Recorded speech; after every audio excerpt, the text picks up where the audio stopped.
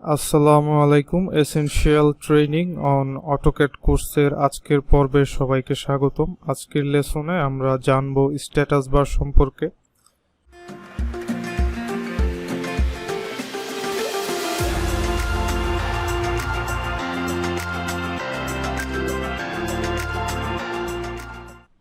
আমাদের অটোক্যাড ইন্টারফেসের একদম বটম রাইট কর্নারে এই পোর্শনটুকুকে বলা হয় স্ট্যাটাস বার। এই স্ট্যাটাস বারের বিভিন্ন আইকনে ক্লিক করে আমরা আমাদের ড্রয়িংয়ের বিভিন্ন স্ট্যাটাস কন্ট্রোল করতে পারি। যেমন আমি যদি এই বাটনে ক্লিক করি তাহলে আপনারা দেখতে পাচ্ছেন আমার অবজেক্টগুলো লাইন ওয়েট 0 হয়ে গিয়েছে।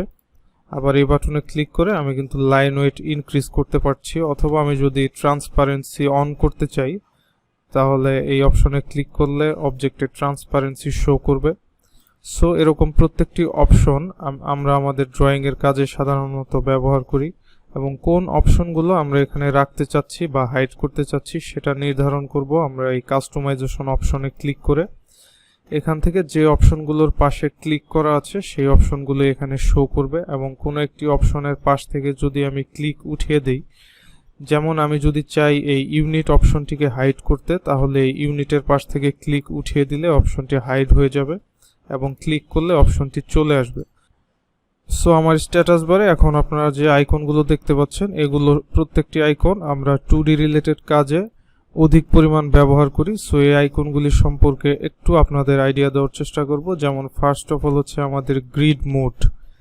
এই বাটনে ক্লিক করলে আমাদের ড্রয়িংয়ের গ্রিডগুলো চাইলে আমরা অফ করতে পারবো, এবং চাইলে এই বাটনে ক্লিক করে আমাদের গ্রিডগুলো আবার ফিরিয়ে আনতে পারবো। এরপর আছে আমাদের ডাইনামিক ইনপুট, অর্থাৎ আমরা যদি কোনো একটি অবজেক্ট তার ডাইমেনশন সহ একসাথে ড্র করতে চাই তাহলে কিন্তু আমাদের ডাইনামিক ইনপুট অপশনটি ইউজ করতে হবে। যেমন আমি যদি এখানে সরাসরি ভ্যালু ইনপুট করি তাহলে কিন্তু আপনারা দেখতে পাচ্ছেন যে 50 ফিটের একটি লাইন ড্র হয়ে গিয়েছে। বাট এই ডাইনামিক ইনপুট অপশনটি অফ করা থাকলে আমাদের কোনো অবজেক্ট ড্র করার সময় সরাসরি ভ্যালু ইনপুট করতে অনেক সমস্যা হবে। এরপরের অপশনটি আমাদের অর্থ মোড। আমরা যদি কোনো স্ট্রেট লাইন ড্র করতে চাই তাহলে আমাদের অর্থ মোড অন করতে হবে। যেমন আমরা কিন্তু সাধারণভাবে স্ট্রেট লাইন ড্র করতে পারবো না। যখন আমরা অর্থ মোড অন করব তখন আমাদের প্রত্যেকটি লাইন অটোমেটিক আমাদের স্ট্রেট লাইন হিসেবেই ড্র হবে। এর পাশে আমরা দেখতে পাচ্ছি আমাদের আইসোমেট্রিক ড্রাফটিং, অর্থাৎ আমরা যদি আমাদের ইন্টারফেসে কোনো 3D অবজেক্ট ড্র করতে চাই তাহলে সাধারণত আমরা আইসোমেট্রিক ড্রাফটিং অপশনটি ইউজ করি। এর পাশে আছে আমাদের অবজেক্ট স্ন্যাপ ট্র্যাকিং। এই অপশনটি অন থাকলে আমাদেরকে অটোক্যাড আপনারা দেখতে পাচ্ছেন কোন একটি অবজেক্ট ড্র করার জন্য একটি রেফারেন্স লাইন শো করবে। তবে যদি আমি এই অপশনটি অফ করে দিই তাহলে আমরা আর এই রেফারেন্স লাইনগুলো খুঁজে পাবো না।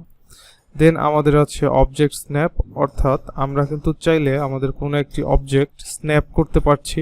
অবজেক্টের মিড পয়েন্ট অথবা অবজেক্টের ইন পয়েন্টে কার্সর হোভার করলে অটোমেটিক স্ন্যাপ করে নিচ্ছে। তবে এই অবজেক্ট স্ন্যাপ অপশনটি যদি অফ করা থাকে তাহলে আমরা চাইলেও আর কোনো প্রান্তে স্ন্যাপ করতে পারবো না। দেন পাশাপাশি আমরা লাইন ওয়েট টুলটি অনেক ইউজ করি। যেমন এই লাইন ওয়েটটি যদি আমরা অন রাখি তাহলে আমাদের অবজেক্টের লাইন ওয়েটটি শো করবে, অথবা এটি অফ করলে লাইন ওয়েট হাইড অবস্থায় থাকবে। দেন আমাদের ট্রান্সপারেন্সি অপশন, এবং তার পাশে আছে সিলেকশন সাইক্লিং। সিলেকশন সাইক্লিং অপশনটি আমরা অনেক ব্যবহার করে থাকি। যেমন আমরা যদি একটি লাইনের উপর আরেকটি লাইন ড্র করি, দেন আমরা দেখতে পাচ্ছি আমাদের দুটি লাইন ওভাররাইট করছে। And selection cycling option on থাকলে আমরা যখন লাইন দুটোর উপর ক্লিক করব তো সেখানে আমরা অপশন দেখতে পারবো যে আমরা নির্দিষ্ট দুটি লাইনের মধ্যে কোন লাইনটিকে সিলেক্ট করতে চাচ্ছি। এর পাশে আছে আমাদের ওয়ার্কস্পেস সুইচিং। আমরা চাইলে 2D থেকে 3D বিভিন্ন ওয়ার্কস্পেসে এন্টার করতে পারবো।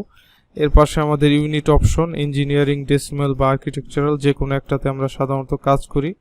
দেন আমাদের অবজেক্ট আইসোলেশন অপশনটি আছে, এবং সবার শেষ আরেকটি ইম্পর্টেন্ট অপশন আছে যেটি হচ্ছে ক্লিয়ার স্ক্রিন, অর্থাৎ এই বাটনে ক্লিক করে আমরা টোটালি আমাদের উইন্ডোটিকে ফুল স্ক্রিন করতে পারবো। আজকের লেসন এতটুকুই। নেক্সট লেসনে আরো গুরুত্বপূর্ণ বিষয় নিয়ে আপনাদের সামনে চলে আসবো ইনশাল্লাহ। ধন্যবাদ সবাইকে। আসসালামু আলাইকুম।